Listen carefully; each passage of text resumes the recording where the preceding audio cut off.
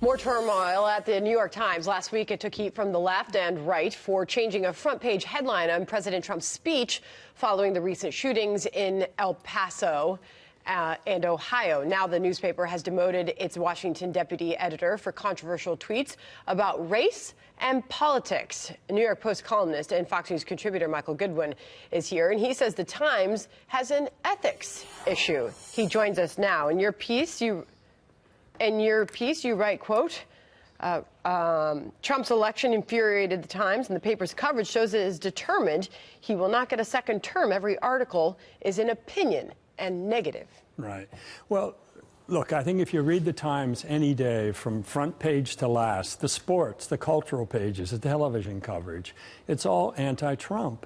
And it's right in the headlines. It's not subtle. It's right up front every day. And I think this is a total corruption of journalism now. This is no longer about covering the news. This is about having an agenda, a political agenda, a cultural agenda, and an educational agenda. And it's just throughout the paper. And I think that the old standards of fairness, that somehow you at least look at the other side, you let the reader draw the conclusions. And we're not just talking about the opinion pages. We're talking about the news pages, the front page.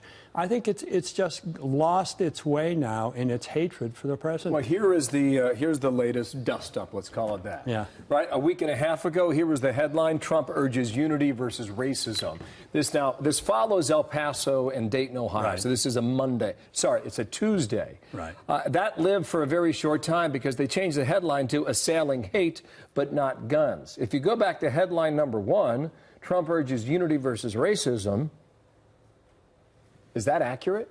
Yes, it is accurate. It's somewhat benign, but this was a day of national mourning and grief. And the president, I thought, touched on all of the issues. It was a very sober speech. I thought it was fitting for the event. And you mentioned the white supremacy thing. Yes. Then, Michael, in your analysis of this, why is that first line not good enough for the New York Times? Because it was deemed insufficiently hostile to the president.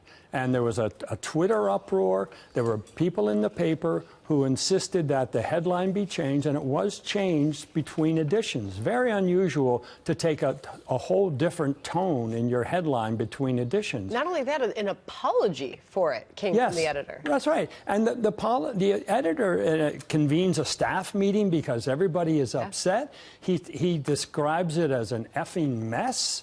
As though, and I write that the headline writer is apparently now being shamed within the paper. The editor says he feels sick, he feels terrible about this.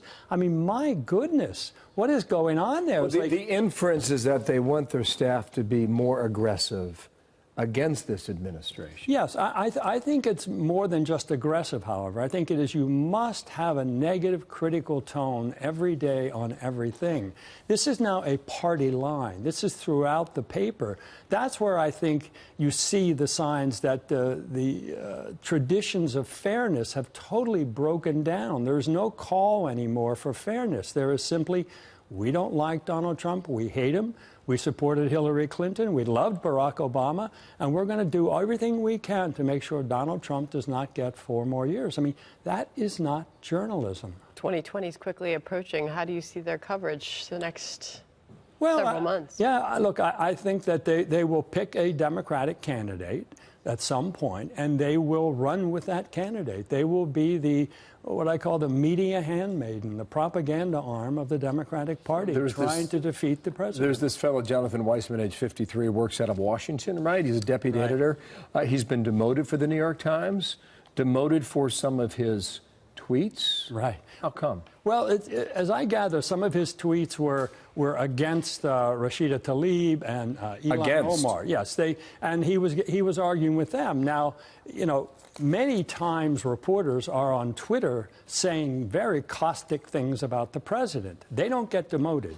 Only the one who is sort of breaking ranks with the others. Wow, that's how you see it. That's how I see it. I mean, look on Twitter. You will find all the Times reporters on Twitter all the time. They say things that they don't put them in the paper necessarily, but they're, you know, disparaging the president. As soon as he says something, there's a Twitter storm. Well, let's watch it and see how it develops, yes. okay? Great to have you from the New York Post, Michael Goodwin. Thank you, Michael. Pleasure.